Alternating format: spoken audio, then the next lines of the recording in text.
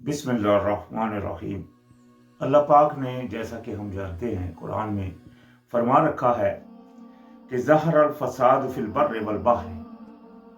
बिमा कसबत ऐदिन नास लियुज़ीक़हुम बादल्लज़ी अमिलू लअल्लहुम यरजिऊन। यानी कि अल्लाह पाक ने ये 1400 साल पहले, ये चूंकि सूरह रूम की आयत है, जैसा कि हम जानते हैं कि जब ईसाइयों की और उस वक्त के जो हिंदू यानी कि बुत परस्त थे जिनसे लड़ाई हुई थी, तो उस ज़िमन में अल्लाह पाक ने ये बातें सूरह रूम में नज़र फरमाई थी। और इसमें अल्लाह पाक ने वादा फरमा दिया कि लोगों के अमलों की वजह से खुशकी और तरी में फसाद फैल गया। जैसा कि हम जानते हैं आज तक वो फसाद चल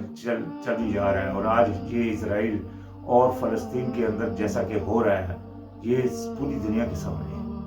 और इसकी एक वजह सबसे बड़ी ये है कि इन दोनों कौमों ने, यानी कि जो रब को मानने के दावेदार थे, जैसा कि बनी इजराइल जो कि अंबिया की औलाद है, और जैसा कि और मुसलमान जिनको अल्लाह पाक ने कुरान में कहा कि तुम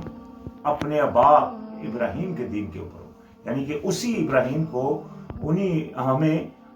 यानी कि हमारा बाप डिक्लेयर किया, यानी कि जो मोमन है उनके। तो लिहाजा ये दोनों कौमें अपने रब को मानने के दावेदार होने के बावजूद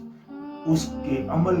यानी कि उसकी बताए हुए तरीके से हटने की वजह से आज उनके हाथों की वजह से ये अमाल जो उनके ऊपर आ रहे हैं, यानी कि उन आपस में वो लड़ रहे हैं और तबाही मची हुई है। और दूसरी तरफ कोई भी जो दूसरे जो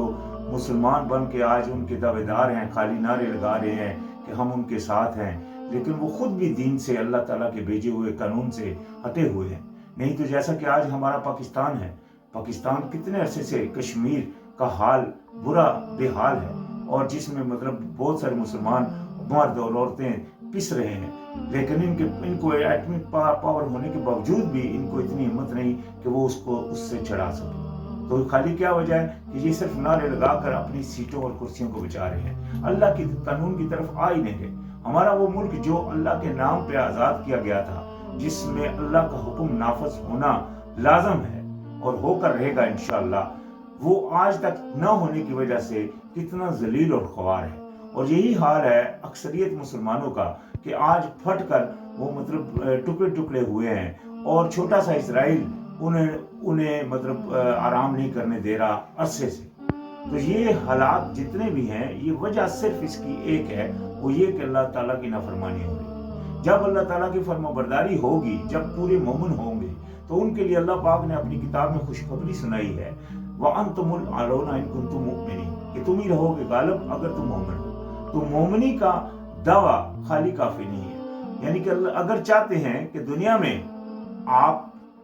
कामयाब हों और अल्लाह का हुक्म कामयाब हो, क्योंकि आप दावेदार हो अल्लाह के मानने के, यानी कि अल्लाह की गुलामी के दावेदार हो, तो अगर आपके बादशाह का हुक्म आप चाहते हो कि दुनिया में नाफज हो, जैसा कि नबी अलैहिस्सलाम के दौर में और सहाबा रसूल के दौर में हुआ था, तो उसके लिए लाजिम है कि अल्लाह को मानना होगा और अल्लाह की बात को मानना होगा, यानी कि अल्लाह के कहे के मुताबिक अमल करना होगा, तब जाकर कामयाबी हासिल हो सकती है। अदरवाइज ग़ज़वा ओहद का वाक़या आप सबके सामने है कि नबी अलैहिस्सलाम ने जब उन